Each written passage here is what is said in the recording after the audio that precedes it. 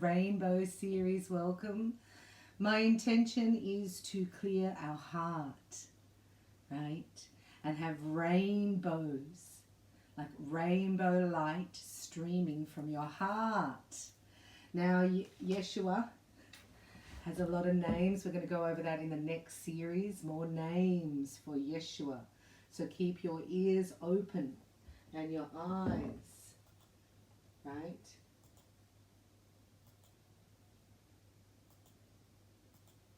Ooh. And what we have is Genesis, right? It says, I have set my rainbow in the clouds, and it will be the sign of the covenant between me and the earth. This is a sign of God's covenant, the rainbow, yes? It says, I have set my rainbow in the clouds, and it will be the sign of the covenant between me and the earth. That's Genesis 9:13. So we are looking at the rainbow. And that's because the firmament, I showed you Sheol, is underneath. So the firmament creates the rainbow. And we read about that in Genesis. Now, there's 7 colours in the rainbow. And remember that by Roy G. Biv. Richard of York gave battle in vain. Roy G. Biv, yes? And we are here at the Rainbow Menorah series because we already have received our gold menorah and we're moving into the Rainbow Menorah. So we want streams of rainbow light coming out of our heart. So we're going to listen to Daniel while we create some love hearts.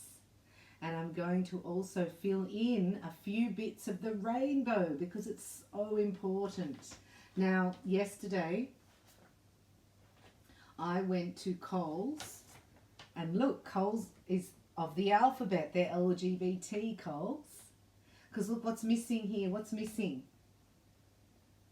What's missing here? So Roy, R-O-Y, red, orange, yellow, G, green, blue, and violet. What happened to indigo? The indigo is missing, so we're going to mix indigo color today.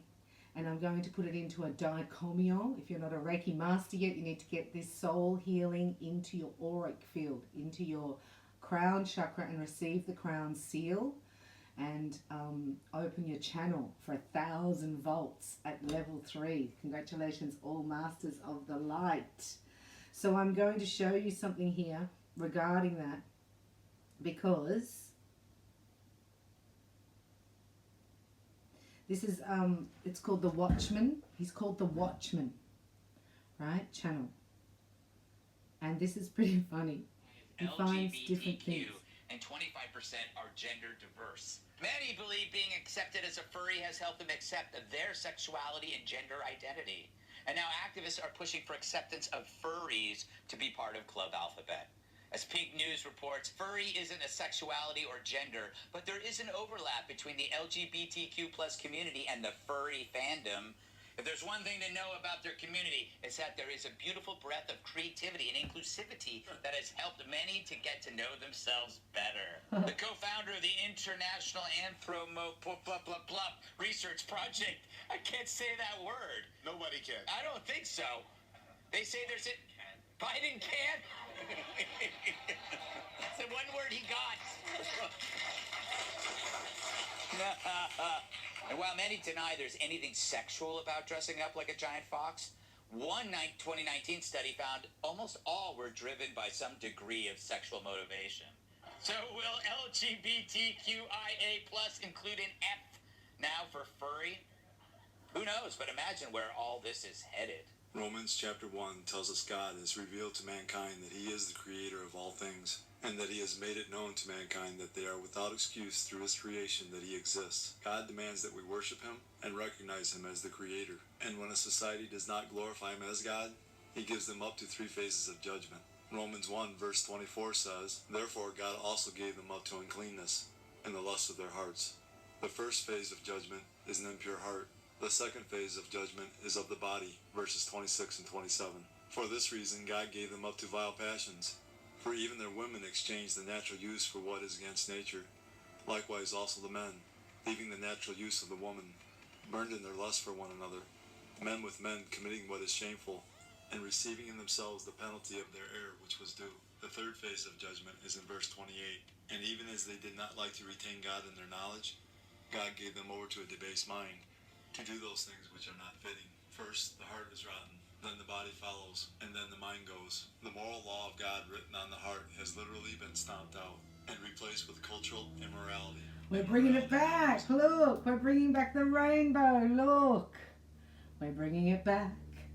So we're going to add indigo in, and we're going to understand the power of the indigo revolution, because we look at our chakra system.